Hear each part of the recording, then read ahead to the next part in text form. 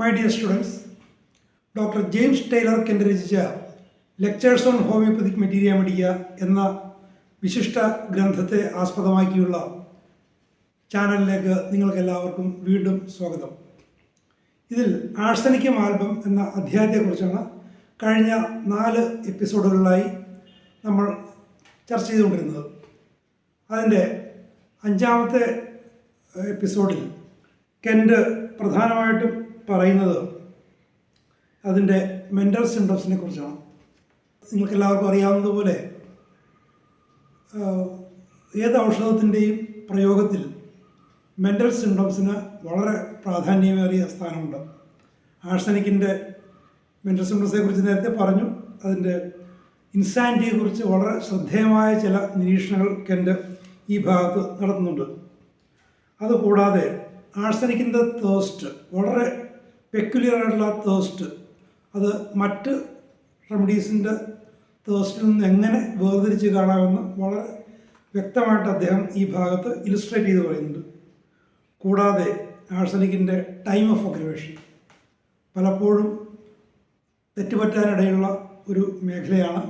കൃത്യമായിട്ട് ഔഷധം തിരഞ്ഞെടുത്താൽ പോലും അത് മോശം ഫലങ്ങൾ ഉണ്ടാക്കുന്ന ചില സന്ദർഭങ്ങളുണ്ട്. അതിൻ്റെ ടൈം ഓഫ് അഗ്രവേഷൻ നോക്കാതെ കൊടുക്കുന്നുണ്ടാകാം. ആഴ്സനിക്കിൻ്റെ കാര്യത്തിൽ അത് വളരെ പ്രധാനപ്പെട്ടതാണ്.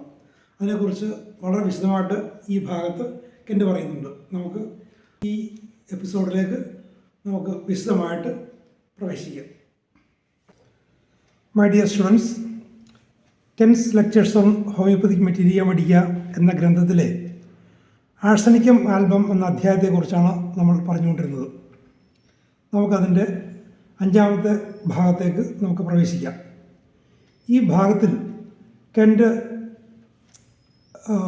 ആഴ്സനിക്കത്തിൻ്റെ മെൻ്റൽ കണ്ടീഷനെക്കുറിച്ച് ചില പ്രധാനപ്പെട്ട സൂചനകൾ തരുന്നുണ്ട്. ഇൻസാനിറ്റിയിലേക്ക്, ഡെലിറിയത്തിലേക്ക് കടക്കുന്ന അവസ്ഥ, അതിൻ്റെ സ്വഭാവം, എങ്ങനെ ആഴ്സനിക്കിൻ്റെ ആ പ്രയോഗം നമുക്ക് തിരിച്ചറിയാനാകും എന്നതിൻ്റെ സൂചന. അതുകൂടാതെ തന്നെ ആഴ്സനിക്കിൻ്റെ തേഴ്സ്റ്റും ബ്രയോണിയുടെ തേഴ്സ്റ്റും തമ്മിൽ എങ്ങനെ തിരിച്ചറിയാം. മറ്റൊന്ന്, ആഴ്സനിക്കിൻ്റെ കൃത്യമായൊരു ടൈം ഓഫ് അഗ്രവേഷൻ. പലപ്പോഴും ആഴ്സനിക്കിനെ കുറിച്ച് വളരെ കൃത്യമായ സൂചന ഡോക്ടേഴ്സിന് തരുന്നത് ഈ ടൈം ഓഫ് അഗ്രവേഷൻ ആയിരിക്കും.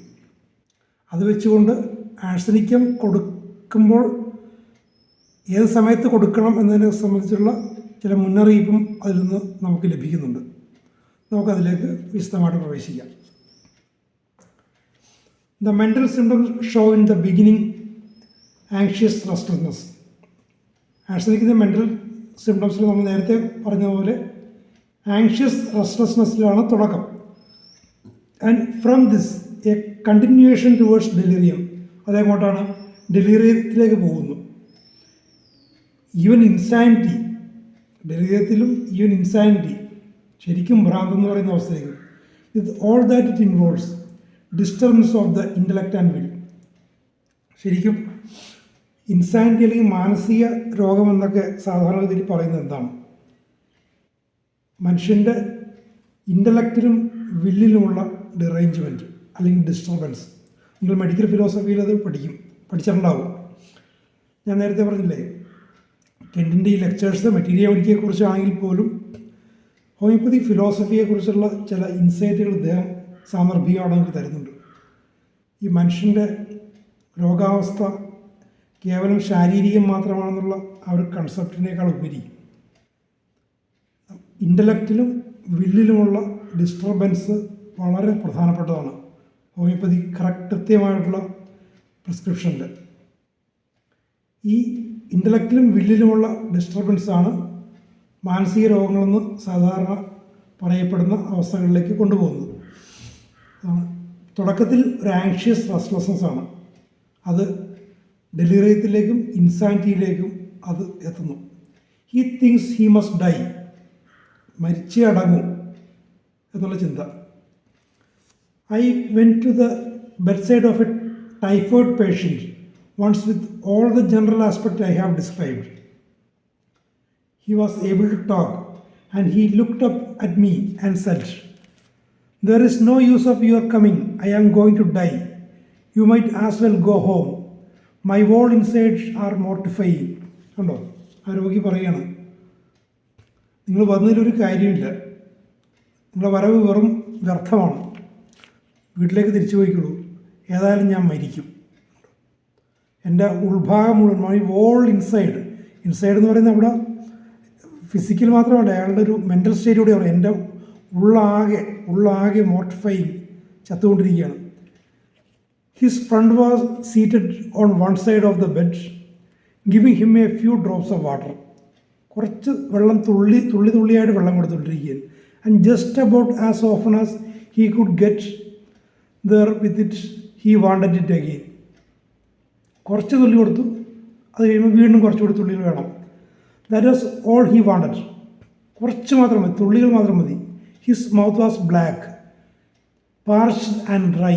ആകെ വരണ്ട് ഉണങ്ങിയ കറുത്ത നിറം വന്ന മുഖം, വായ.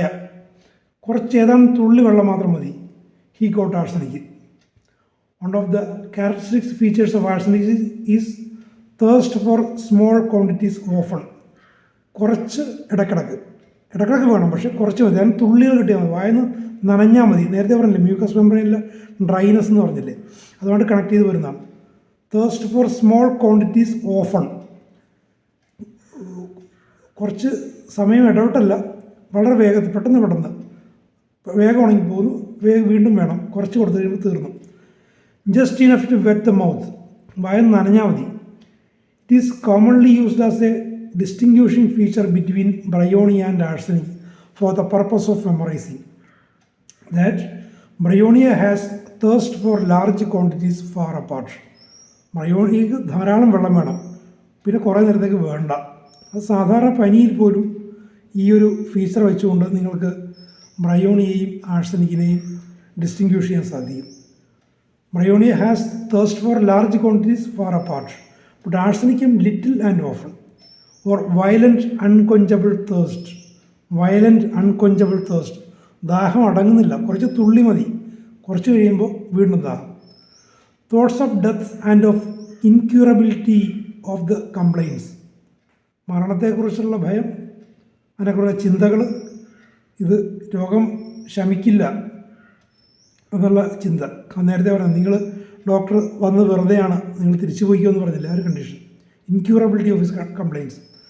Thoughts crowd upon him. ചിന്തകൾ ഇങ്ങനെ കൂടി വരുന്നത്, അതായത് ഇൻസാനിറ്റിയിലേക്ക് പോവുകയാണ്, നിയന്ത്രിക്കാനാവാതെ ചിന്തകൾ വന്ന് കൂടുകയാണ്. He is too weak to keep them off. ചിന്തകളെ മാറ്റി നിർത്താൻ പറ്റും, അത്രയ്ക്ക് ക്ഷീണിതനാണ്. Too weak to keep them off. അല്ല, ആ ഒരു ഫ്രസ്ട്രേഷനിലേക്ക് പോവുകയാണ്, ചിന്തകൾ കുമിഞ്ഞു കൂടുന്നു, ചിന്തകളെ മാറ്റി നിർത്താൻ പോലും ശക്തിയില്ല. അത് മെൻ്റലി വീക്കാണ്.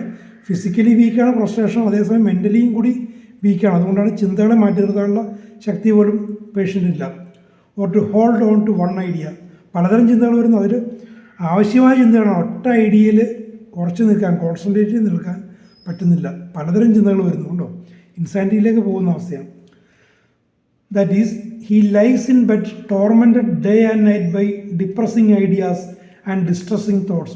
ടോർമെൻറ്റഡ്, പീഡിപ്പിക്കപ്പെടുകയാണ്. വേദന ഉണ്ടാക്കുന്ന, വിഷമതയുണ്ടാക്കുന്ന ചിന്തകളും ആശയങ്ങളും കൊണ്ട് രാവും പകലും പീഡിപ്പിക്കപ്പെട്ട് കിടക്കുന്നൊരവസ്ഥ. ഫിസിക്കൽ ആയിട്ടുള്ള ടോർച്ചർ മാത്രമല്ല, ഒരു മെൻ്റൽ ടോർച്ചർ കൂടി പേഷ്യൻ്റ് അനുഭവിക്കുക. This is one form of his anxiety. ആങ്സൈറ്റിയുടെ മറ്റൊരു ഭാവമാണത്. ആങ്സൈറ്റി കൂടിയാണ്. When torment with thoughts he is anxious. In the delirium he sees all kinds of vermin on his bed. അപ്പം ഇങ്ങനെ വന്നത് നേരത്തെ പറഞ്ഞ പോലെ ഡെലിറിയത്തിലേക്ക് എത്തുന്നു. ആ ഡെലിറിയത്തിൽ എന്താണ്, കിടക്കയിൽ പലതരം കീടങ്ങൾ ഉള്ളതായിട്ട് തോന്നുന്നത് ഉണ്ടോ. ചിലർ പറയും ഇങ്ങനെ ഉണ്ടോ, പുഴുക്കൾ അരിച്ചു കയറുന്നു, കിടക്കയിൽ നിറയെ പുഴുക്കൾ. Picks the bed clothes. Delirium during sleep. Unconscious mania. ഉറക്കത്തിൽ പോലും ഡെലിറിയം വരുന്നു. Unconscious mania. Whimpering and gnashing teeth. ആകെ മുറുമുറുപ്പ്, പല്ലുകടി, ആകെ അസ്വസ്ഥതയുടെ എല്ലാ ഭാവങ്ങളും പേഷ്യൻ്റ് കാണിക്കുന്നു. മുറിവുറപ്പ്, പല്ലുകടി, ഉറക്കത്തിൽ പോലും ഡെലിറിയം. ലൗഡ് മോർണിംഗ്, ഒച്ചത്തിൽ മോങ്ങുന്നു, ദീനദീനം കരയുന്നു. മരണത്തെക്കുറിച്ചുള്ള ചിന്തകളൊക്കെ വന്നിട്ടാകാം. Groaning and weeping. Lamentations, despair of life ഉണ്ടോ, ജീവിതം മടുത്തു, അതിനെക്കുറിച്ച് വിലപിച്ചുകൊണ്ടിരിക്കുകയാണ്. ലാമെൻറ്റേഷൻസ്. സ്ക്രീമിങ്, ഒച്ചത്തിൽ കരയൽ, വിത്ത് പെയിൻസ്. മാനസികവും ശാരീരികമായി അങ്ങേയറ്റം പീഡിപ്പിക്കപ്പെട്ടൊരവസ്ഥയാണ് ഇത് കാണിക്കുന്നത്. Fear drives him out of bed. He hides in A closet. ഭയന്ന് ബെഡിൽ നിന്ന് പുറത്ത് ചാടി ക്ലോസറ്റിൽ പോയി ഒളിക്കുന്നു, അത്രയ്ക്ക് ഭയം. These are instances of insanity that takes on first a state of anxiety, restlessness and fear. ആഴ്സനിക്കിൻ്റെ അടിസ്ഥാന ഭാവങ്ങൾ അത് പിന്നീട് ഇൻസാനിറ്റിയിലേക്ക് എത്തുന്നു. ഇനി റിലീജിയസ് ഇൻസാനിറ്റി ഉണ്ട്, മതപരമായിട്ട് ഇൻസാനിറ്റി. പലപ്പോഴും മതങ്ങൾ പാപപുണ്യങ്ങളെക്കുറിച്ച് പഠിപ്പിക്കും. അപ്പോൾ പാപം ചെയ്തു പോയി, തെറ്റ് ചെയ്തു പോയി, ഇനി രക്ഷയില്ല എന്നൊക്കെയുള്ള ചിന്ത. അത് പല റിലീജിയസ് ആയിട്ടുള്ള രോഗികളിൽ ഇത് കാണാം. ഇവിടെ എൻ്റെ ഒരു ക്രിസ്ത്യൻ പശ്ചാത്തലത്തിലാണ് പറയുന്നെങ്കിലും അത് മറ്റ് ഏത് റിലീജിയസിലും അത് ബാധകമാണ്. With the delusion that she has sinned away her day of grace. നല്ല കാലം മുഴുവൻ പാപം ചെയ്തു പോയി. The biblical promise of salvation do not apply to here. അതായത് മതപരമായിട്ട് എല്ലാ മതങ്ങളും തന്നെ ഒരു രക്ഷ, ആത്മാവിൻ രക്ഷ, സ്വർഗം എന്നൊക്കെ പറയാറുണ്ട്. അതിനി കിട്ടില്ല, കാരണം നല്ല കാലം മുഴുവൻ പാപം ചെയ്തു, ഇനിയിപ്പോൾ രക്ഷയില്ല. ഇത് പല ഹോമിയോപ്പതി മെഡിസിൻസിലും ഈ ഒരു അവസ്ഥ കാണാം. ആഴ്സനിക്കിൽ അതുണ്ട്. There is no hope for her. തനിക്കിനി ഒന്നും പ്രതീക്ഷിക്കാനില്ല, ജീവിതം മുഴുവൻ വെറുതെ ആയിപ്പോയി, പാഴായിപ്പോയി. She is dooms to punishment. മരണത്തിന് ശേഷമുള്ള പണിഷ്മെൻറ്റിനെ കുറിച്ച് ചില മതങ്ങൾ പറയുന്നുണ്ട്. അപ്പോൾ ആ ഒരു പണിഷ്മെൻറ്റ് കിട്ടും എന്നുള്ള ചിന്ത. സ്ത്രീകളാണ് പൊതുവേ റിലീജിയസ് എന്നുള്ളതുകൊണ്ട് ആ ഒരു ജനറൽ കണ്ടീഷൻ വെച്ചാണ് ഇത് പ്രൂവ് ചെയ്യുമ്പോൾ സ്ത്രീകളാണ് ഈ ഒരു ആസ്പെക്റ്റ് കാണിക്കുന്നത്. അതുകൊണ്ടാണ് ഇവിടെ ഷീ എന്ന് പറഞ്ഞു പോകുന്നത്. She has been thinking on religious matters until she is insane. മതത്തെക്കുറിച്ച് ചിന്തിച്ച് ഭ്രാന്തായി പോകുന്നു. പലപ്പോഴും എൻ്റെ അനുഭവത്തിൽ പലപ്പോഴും ഇത് കണ്ടിട്ടുണ്ട്. ഇങ്ങനെ ഭക്തി കൂടി, ഭക്തി മൂത്ത്, അങ്ങനെ പ്രാർത്ഥനാ കേന്ദ്രങ്ങളിലൊക്കെ പോയി, ആരാധനാലയങ്ങളിലും തീർത്ഥാടന കേന്ദ്രങ്ങളിലൊക്കെ പോയി അവസാനം ഭ്രാന്തിലൊടുങ്ങിയ പല കേസുകളുണ്ട്. Finally she enters in a more complete insane state. പൂർണ്ണമായിട്ട് ഭ്രാന്തിലേക്ക് പോകുന്നു. പിന്നീട് എന്താണ് അത്? A state of tranquility, silent.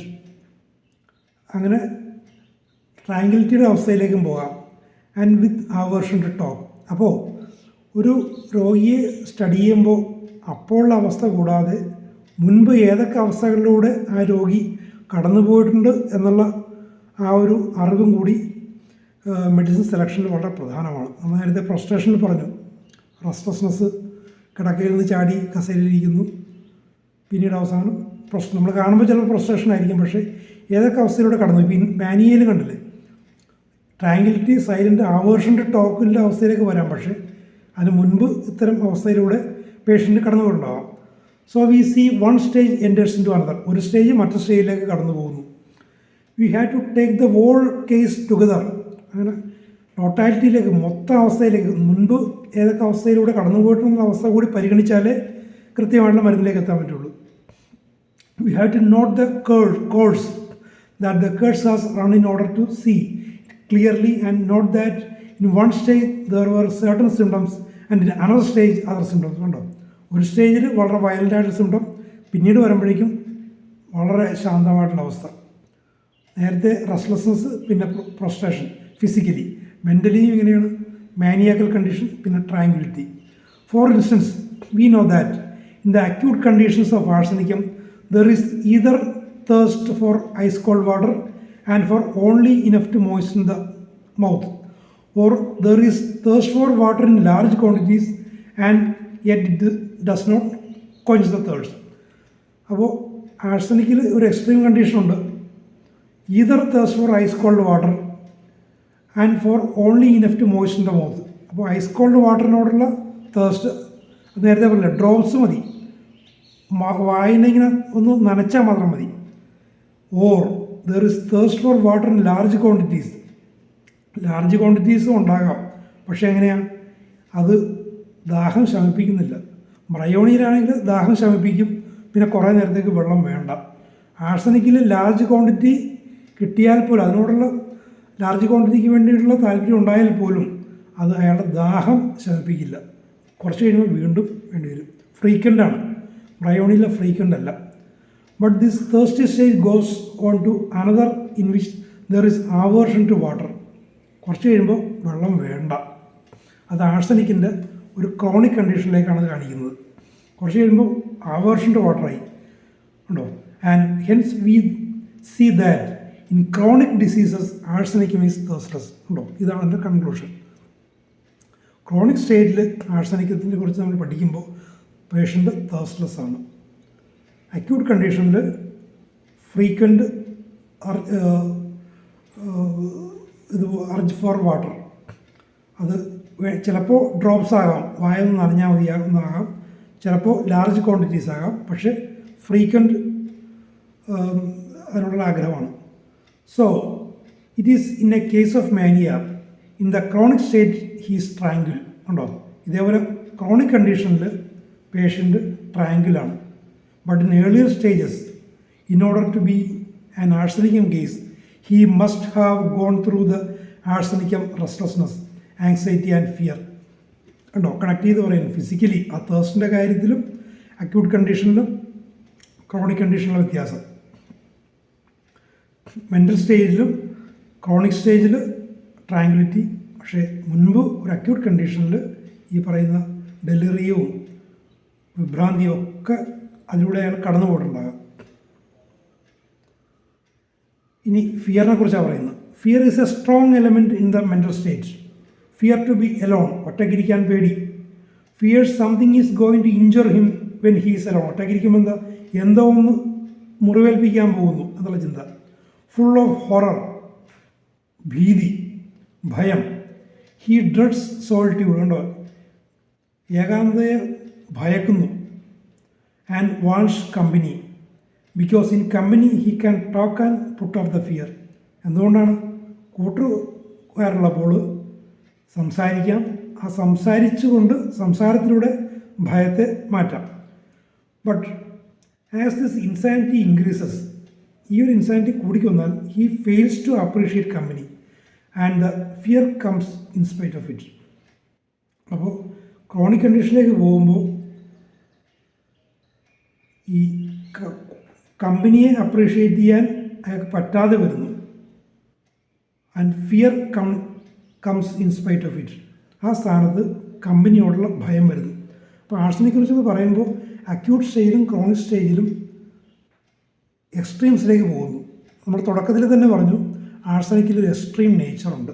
അത് അക്യൂട്ട് കണ്ടീഷനിലൊരു എക്സ്ട്രീം, ക്രോണിക് കണ്ടീഷനിൽ മറ്റേ എക്സ്ട്രീം. നമ്മൾ തേഴ്സിൻ്റെ കാര്യത്തിൽ പറഞ്ഞു, മാനിയുടെ കാര്യത്തിൽ പറഞ്ഞു, ഈ ഫിയറിൻ്റെ കാര്യത്തിലും അങ്ങനെ തന്നെയാണ്. He has a violent increase of his fear and horror in the dark and many complaints come on in the evening as darkness is coming on. ടൈമിനെ കുറിച്ചാണ് എനിക്ക് പറഞ്ഞു വരുന്നത്. ഡാർക്കിനോടുള്ള, ഇരുട്ടിനോടുള്ള, രാത്രിയോടുള്ള ഒരു ഭയം, ഹൊറർ എന്ന് പറയുന്നത്, fear and horror. Many of the mental troubles as well as the physical troubles, mental troubles മാത്രമല്ല ഫിസിക്കൽ ട്രബിൾസും come on and are increase at certain times. കൃത്യമായ ചില സമയങ്ങളുണ്ട്. While some complaints, pains and aches are worse in the morning. ചിലത് മോർണിംഗിൽ worse ആകാം എങ്കിലും most of the suffering of arsenicum are worse from 1 to 2 PM and from 1 to 2 AM. അർദ്ധരാത്രിക്ക് ശേഷം 1 മണിക്കും 2 മണിക്കൂറൊക്കെയുള്ള സമയം, ഉച്ച കഴിഞ്ഞും 1 മണിക്കും 2 മണിക്കൂറൊക്കെ സമയം ആഴ്സനിക്കിൻ്റെ സമയമാണത്. കൃത്യമായിട്ട് ഏത് പനിയാകട്ടെ എന്തസുഖമാകട്ടെ നിങ്ങളുടെ തൊടുന്ന പേഷ്യൻറ്റിന് ഈ ഒരു ടൈം മൊഡാലിറ്റി കാണിക്കുന്നുണ്ടെങ്കിൽ അത് ആഴ്സനിക്കിലേക്കുള്ള കൃത്യമായിട്ടുള്ള സൂചനയാണ്. After mid night, very soon after mid night sometimes his sufferings begin and from 1 to 2 o'clock they are intensified. ആ 1 മണിക്കും 2 മണിക്കും ഇടയിൽ അത് ഇൻറ്റൻസിഫൈ ചെയ്യുന്നു. Extreme anxiety in the evening in bed. കിടക്കുമ്പോൾ എക്സ്ട്രീം ആങ്സൈറ്റി വരുന്നു. ഈ ആഴ്സനിക്കത്തിന് രാത്രി കൊടുക്കരുത് എന്ന് പറയാനുള്ള കാരണം ഇതാണ്. ഇത് ശ്രദ്ധിച്ചില്ലെങ്കിൽ ചിലപ്പോൾ ചില അപകടങ്ങൾ വരും. ഈ കോവിഡ് കാലത്ത് ഇങ്ങനത്തെ ഒരു അപകടം ഉണ്ടായി. കോവിഡിൽ ആഴ്സനിക്കം 30 അടുത്തടുത്ത 3 ദിവസങ്ങൾ കൊടുക്കുക എന്നുള്ളതായിരുന്നു പ്രിവെൻറ്റീവ് മെഡിസിനായിട്ട് പറഞ്ഞുകൊണ്ടിരുന്നത്. പക്ഷേ അതിൻ്റെ ഒരു ഏത് സമയത്ത് കൊടുക്കണം എന്നുള്ളതിനെക്കുറിച്ചൊരു കൃത്യമായ സൂചന എൻ്റെ ഒരു ഒഫീഷ്യലായിട്ട് കൊടുത്തിരുന്നെങ്കിൽ പോലും ഇത് അവസാനം ഇത് വളരെ വ്യാപകമായി വോളണ്ടറി ഓർഗനൈസേഷനൊക്കെ ഇത് ഏറ്റെടുത്ത് ആഴ്സനിക്കം 30 ഇങ്ങനെ 3 ഡോസ് കൊടുക്കാൻ തുടങ്ങിയപ്പോൾ സമയത്തെക്കുറിച്ച് അല്ലെങ്കിൽ എങ്ങനെ കഴിക്കണം എന്നതിനെക്കുറിച്ചോ കൃത്യമായിട്ടുള്ള ഒരു ഉപദേശമൊന്നും കൊടുത്തിരുന്നില്ല. അങ്ങനെ എനിക്കറിയാവുന്നൊരു സ്ത്രീ, വാസ്തവത്തിൽ അവർ ഒരു ആഴ്സനിക്കം കോൺസ്റ്റിറ്റ്യൂഷൻ്റെ ആഴ്സനിക്കം പേഷ്യൻ്റ് ആയിരുന്നു. അവരും ഇതേമാതിരി പ്രിവെൻറ്റീവായിട്ട് എടുത്തു. പക്ഷെ അവർ സാധാരണ കഴിക്കുന്ന പോലെ അടുത്തടുത്ത 3 ദിവസവും രാത്രിയാണിത് കഴിച്ചത്. അവരുടെ അവസ്ഥ വളരെ മോശമായി. പ്രത്യേകിച്ച് ഒരു ബുദ്ധിമുട്ടൊന്നും ഇല്ലായിരുന്ന ഒരു അവസ്ഥയിലാണ് ഇത് പ്രിവെൻറ്റീവ് കഴിച്ചതെങ്കിൽ പോലും അവർ ആഴ്സനിക്കത്തിൻ്റെ സിംറ്റംസ് കാണിക്കാൻ തുടങ്ങി. വയറിനൊക്കെ ഭയങ്കര അസ്വസ്ഥത, ഈ പറഞ്ഞ ബേണിങ്, റെസ്റ്റ്ലെസ്നെസ് ഒക്കെ വന്നു. അത് പിന്നീട് കുറച്ച് കഴിഞ്ഞാണ് ഞാനത് അറിഞ്ഞത് ഈ കേസിനെക്കുറിച്ച്. പിന്നീട് ഞാൻ അവരുടെ നാട്ടിലുള്ളൊരു ഹോമിയോപ്പതി ഡോക്ടർ എൻ്റെ ഒരു സുഹൃത്തുണ്ടായിരുന്നു. അദ്ദേഹത്തെ ഇതിൽ ഇടപെടുകയും അദ്ദേഹം അത് ഹാൻഡ് ഔട്ട് ചെയ്യുന്നവരെ ആ സ്ത്രീ വളരെയധികം ബുദ്ധിമുട്ടി. അപ്പോൾ വളരെ ശ്രദ്ധിക്കുക. ആഴ്സനിക്കിന് ഒരു ടൈം ഓഫ് അഗ്രവേഷൻ ഉണ്ട്. പ്രത്യേകിച്ചും രാത്രിയിലാണിത് പ്രിവെൻ്റ് ആകുന്നത്. അതുകൊണ്ട് ക്രോണിക് സ്റ്റേജിലൊക്കെ ആഴ്സനിക്കും കൊടുക്കുമ്പോൾ അത് രാത്രി കൊടുക്കാതിരിക്കുക, രാവിലെ കൊടുക്കുക. അക്യൂട്ട് കണ്ടീഷനിലും രാത്രി കൊടുക്കേണ്ടി വന്നാൽ വളരെ ശ്രദ്ധിക്കുക. ഇത് വളരെ പ്രധാനപ്പെട്ട ഒരു ഫീച്ചറാണ്. നമുക്ക് ആഴ്സനിക്കത്തെക്കുറിച്ചുള്ള ലെക്ചറിൻ്റെ അടുത്ത ഭാഗം നമുക്ക് അടുത്ത വീഡിയോയിൽ കേൾക്കാം. ഈ വീഡിയോ പരമ്പര നിങ്ങൾക്ക് ഇഷ്ടപ്പെട്ടുവെങ്കിൽ ഇത് നിങ്ങളുടെ മറ്റ് സഹപാഠികളുമായി, മറ്റ് കോളേജുകളിലും മറ്റുള്ള സഹപാഠികളുമായി ദയവായി പങ്കുവെക്കുവാൻ ശ്രമിക്കുക. കൂടാതെ ഈ ചാനൽ സബ്സ്ക്രൈബ് ചെയ്യാത്തവരുണ്ടെങ്കിൽ ദയവായി സബ്സ്ക്രൈബ് ചെയ്യുക, വീഡിയോകൾ ലൈക്ക് ചെയ്യുക. ഇത് കൂടുതൽ ഓഡിയൻസിലേക്ക്, കൂടുതൽ വിദ്യാർത്ഥികളിലേക്കും ഹോമിയോപ്പതി ഇഷ്ടപ്പെടുന്നവരിലേക്കും ഇത് എത്തിക്കാൻ അത് സഹായിക്കും. മറ്റൊന്ന്, കഴിഞ്ഞ 4 എപ്പിസോഡുകളിൽ ഞാൻ പ്രതീക്ഷയിലും അധികം പ്രതികരണങ്ങൾ ലഭിക്കുകയുണ്ടായി. പലരും നേരിൽ വിളിച്ച് സംസാരിച്ചു. വിദ്യാർത്ഥികളെ ഉദ്ദേശിച്ചാണിത് ചെയ്യുന്നതെങ്കിലും നിരവധി ഡോക്ടർമാർ ഇതിനെ ഇഷ്ടപ്പെടുന്നുണ്ട് എന്നറിഞ്ഞതിൽ എനിക്ക് സന്തോഷം. അവരോട് എനിക്കുള്ള വലിയ നന്ദി ഞാൻ രേഖപ്പെടുത്തുന്നു. പല ഡോക്ടർമാരും വിളിച്ചിട്ട് ചില അഭിപ്രായങ്ങൾ, ഈ അവതരണം മെച്ചപ്പെടുന്നതിനെക്കുറിച്ചുള്ള വളരെ പോസിറ്റീവായിട്ടുള്ള പല അഭിപ്രായം പറയുകയുണ്ടായി. അതനുസരിച്ച് മാറ്റം വരുത്തിയ കുറേ കൂടി ലളിതവും സ്ട്രൈറ്റ് ഫോർവേഡുമായിട്ടുള്ള ഒരു രീതിയിലായിരിക്കും അടുത്ത എപ്പിസോഡിൽ ഇത് തുടരുന്നത്. അതുവരെ നിങ്ങൾക്കെല്ലാവർക്കും വളരെ നന്ദി.